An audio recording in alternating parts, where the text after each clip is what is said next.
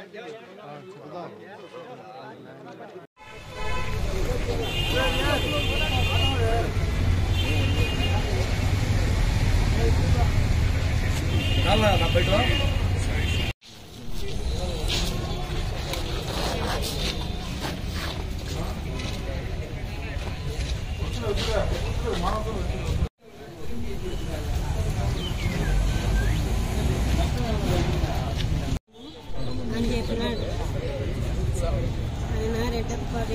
పేరు మీదనే ఉంది, మన పేరు మీద రాపించుకోవాలా అని అన్నాడు. నాకు తీసుకుంటూ అట్లా మామూలుగా ఉన్నారు.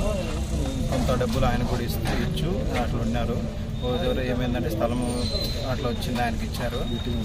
స్థలం అనేది ఆయన దగ్గర ఉన్నింది. రోజు అడిగితే ఎంత చేస్తుందని అడిగితే ₹1,00,00,000 అని చెప్పాడు స్థలము. అది ఇప్పుడు రాసిమని అడిగితే ఒక 6 నెలల నుంచి అది ఇప్పుడు 70 లక్షలు అయింది. ఇంకా ఆయన లాస్ట్కి 35 లక్షలు ఇస్తాను, 35 లక్షలు ఇస్తాను అంతే, మీరు దిక్కొచ్చిన చోట చెప్పుకోండి అని బెదిరించారు. 6 నెలల నుంచి ఇట్లా వివాదాలు జరుగుతున్నాయి, మాకు న్యాయం చేయండి.